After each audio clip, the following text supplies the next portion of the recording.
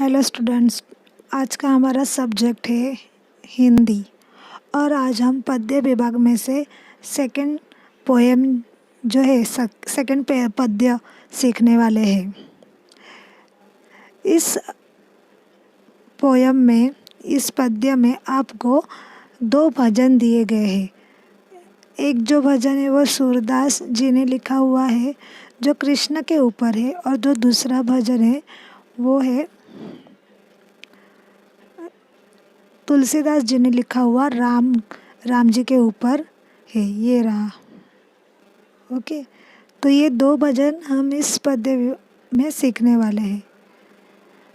जो पहला इस सेकंड पद्य का नाम है सीप के मोती। सीप यानी क्या? यानी शेल्स के अंदर पर्ल्स होते हैं ना, उसी को मोती बोलते हैं। तो मोती क्यों बोला है? क्योंकि कृष्ण और राम ये अनमोल थे। तो चलो, अभी जन्माष्टमी हो चुकी है और यहाँ पे जो पहला जो भजन है वो है सूरदास जी का, और वो कान्हा का है, कृष्ण से रिलेटेड है। तो आपको पता ही है कि कृष्ण कितने नॉटी, मतलब कितने नटखट थे सब, फिर भी वो सभी को क्या लगते थे, बहुत अच्छे लगते थे, क्योंकि वो बहुत यूनिक थे, खास थे। कुछ तो लोगों में उसमें कुछ तो सभी लोगों में सभी लोग उससे बहुत प्यार करते थे, और गोपियाँ तो उन पे अपनी जान लुटाती थी, उनको देखने के लिए तरसती थी। और नटखट कान्हा क्या करता था पता है ना आपको? सभी के घर में जाके माखन चुराता था, और फिर सब गोपियाँ शिकायत लेकर उनकी माँ के पास आती थी कि कृष्ण ने उनका माखन चुराया है, ऐसे बताने के लिए। और फिर माता यशोदा कृष्ण को क्या करती थी? डांटती थी। और आज इस भजन में वही बताया, आज फिर से कृष्ण ने क्या किया है? माखन किसी का चुराया है, लेकिन इस बार माता यशोदा को कृष्ण के चोरी के कुछ एविडेंस, प्रूफ मिले हैं, और इसीलिए माता यशोदा को गुस्सा आया है। उनको यकीन हो गया था कि कृष्ण ने इस टाइम माखन जरूर चुराया है, क्योंकि उनके मुंह पे थोड़ा सा माखन लगाया हुआ उनको दिख चुका था। और कृष्ण हर टाइम के तरह उनको मनाने की कोशिश कर रहा है इस भजन में। तो चलो, अभी कृष्ण कैसे अपनी चोरी की सफाई दे रहा है वो हम इस भजन में देखने वाले हैं। तो चलो।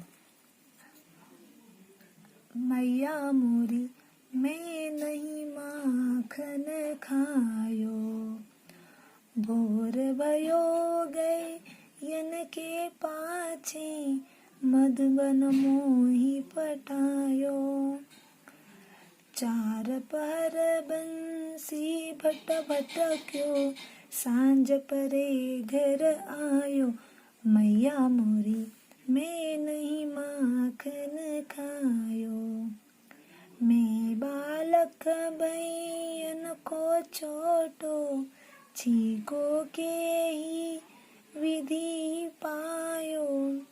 बाल बाल सब बेर परे है, बरबस मुख लपटायो, मैया मोरी मैं नहीं माखन खायो। यह ले अपनी लकुट कमरियाँ, बहुत नाच नचायो। तू जननी मन की अति भोरी, इनके गहे पति आयो, मैया मोरी मैं नहीं माखन खायो। सूरदास सुना बिहसी जसोदा, लेउर कंठ लगायो, मैया मोरी मैं नहीं माखन खायो। बड़े प्यार से सूरदास जी ने लिखा है। इनके जो स्टोरी इसमें जो दिखती है ना, बहुत बहुत बहुत प्यारी है। तो चलो देखते हैं क्या है। मैया मोरी मैं नहीं माखन खायो। अभी कृष्ण क्या बोल रहा है कि मैया, मैया मीन्स हमारे मदर जो होती है, कृष्ण की जो मदर थी उनको वो प्यार से मैया कहते थे। तो मैया मोरी, मोरी मतलब मेरी मैया, मैंने माखन नहीं खाया है, ऐसे कृष्ण इस भजन में बता रहे हैं। अभी देखो वो अपनी सफाई में क्या क्या बताते हैं। तो पहला देखो, भोर भयो गैयन के पाछे मधुबन मोही पठायो। कृष्ण कह रहे हैं कि सुबह सवेरे ही मैं गायों के पीछे जंगल में चला जाता हूँ। तुम ही तो मुझे सुबह सवेरे भोर, भोर मतलब अर्ली मॉर्निंग, सूरज जब उगने के लिए शुरू करता है ना, जब डार्क होता है, अंधेरा सा होता है, लेकिन सुबह हो चुकी होती है लेकिन अंधेरा सा होता है, उजाला नहीं होता, तभी कान्हा क्या करते हैं, गायों को चराने के लिए जंगल में जाते। मधुबन ये एक जंगल का नाम है जहाँ पे कृष्ण अपने गायों को चराने के लिए लेकर जाते थे। आगे, चार पहर बंसी भट्ट भट्ट क्यों, सांझ परे घर आयो। चार पहर मतलब होता है 3 आवर्स का अवधि। तो 4 पहर मतलब क्या हुआ, 12 घंटे बराबर 12 आवर्स। तो मतलब पूरा दिन एक प्रकार का। तो वो बोल रहा है कि मैं पूरा दिन में इन गायों के पीछे बांसुरी लेकर, बंसी मतलब बांसुरी लेकर भटकता रहता हूँ। और सांझ परे घर आयो, फिर सांझ मतलब इवनिंग, शाम होने पर मैं घर आता हूँ। फिर मैं होने पर ही तो घर आता हूँ, तो मैं कैसे माखन खा सकता हूँ, ऐसे कान्हा बोल रहा है। आगे देखो क्या, अभी मैं बालक भैयन को छोटो, छिको के ही विधि पायो, ग्वाल बाल सब बेर परे है, बरबस मुख लपटायो।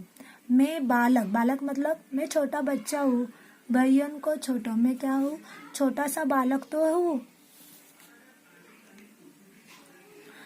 और मेरे हाथ पैर भी कैसे हैं, छोटे हैं।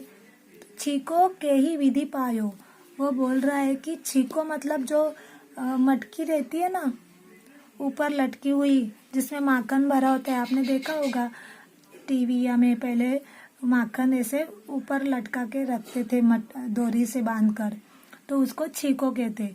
तो बोलते हैं मेरे हाथ पैर इतने छोटे, तो मैं वहां तक कैसे पहुंच सकता हूँ। तो मैया उसके ऊपर बोलती है कि, तो मैया ने उसके मुंह के ऊपर थोड़ा सा माखन लगाया हुआ देखा था। तो वो बोलती है ये कहाँ से आया, अगर तुमने माखन चुराया नहीं है तो तुम्हारे मुंह पे माखन कैसे लगा। कि उसके ऊपर वो बोलता है ग्वाल बाल सब बेर परे है। ग्वाल बाल मतलब जो दूसरे बच्चे होते, ग्वाल मतलब जो गायों को चराने के लिए लेकर जाते हैं उनको ग्वाल बोलते हैं। वो सब ग्वाल बाल मतलब वो सब जो ग्वाले हैं वो क्या है, सब बुरे हैं, वो बोलते हैं सब बेर परे, वो सब मेरे बैर है। बैर मतलब दुश्मन है। उन्होंने मुझे जबरदस्ती मेरे मुंह पे क्या लगाया है, मुख पे उन्होंने माखन लपटायो मतलब जबरदस्ती लगा दिया है, ऐसे वो बोलता है। तो लेकिन मैंने माखन नहीं खाया है, ऐसे कान्हा कृष्णा बोल रहे हैं। यह ले अपनी लकुट कमरिया बहुत तक नाच नचायो।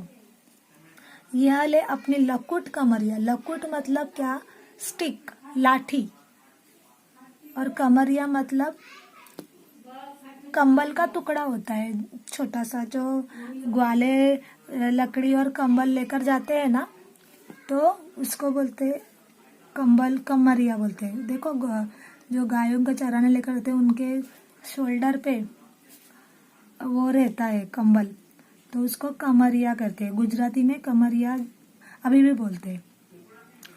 तो वो बोलते ये लो लाठी और कमरिया, कंबल अपना, मुझे बहुत आपने नाच न जाओ। अभी थोड़ा सा गुस्से से कान्हा जी बोल रहे हैं कि मेरे ऊपर ही इतने सारे सब लोग बिना वजह आरोप करते हैं, शिकायत करते हैं, तो इसलिए वो अभी झूठ झूठ का गुस्सा दिखा रहा है कि ये लो अपनी लकुट कमरिया लाठी और अपनी कंबल ले लो, मुझे आपने दिन भर बहुत नाच नचाया है, बहुत परेशान किया है, ऐसे वो बोल रही है। फिर भी उसका कृष्ण का ड्रामा नहीं चलता। फिर अभी आगे देखो क्या होता है। तू जननी मन की अति भोरी, इनके कहे पति आयो। अभी देखो, अभी थोड़ा सा प्यार से समझाने की फिर से कोशिश कर रहे हैं। तू जननी मन की अति भोरी, तू जननी मतलब तू मेरी क्या है, जन्मदाती है माँ, और मन की अति भोरी, तू बहुत भोली है। अति भोरी मतलब बहुत भोली है। इनके कहे पति आयो, इन सब के बातों में तुम इन मैया तुम इन सब की बातों में भोली होने की वजह से आ जाती हो, तुम इनकी बातें मत सुनो, ऐसे कान्हा बोल रहा है। सूरदास सुन बिहसी जसोदा। अभी ये जो सूरदास कवि है वो बोल रहे हैं कि इतना सब होने के बाद मैया क्या करती है, उनको माफ कर देती है और हंसकर गले ऊर कंठ लगायो। कंठ ऊर मतलब अपने छाती से लगाती है अपने कान्हा को और उसको माफ कर देती है।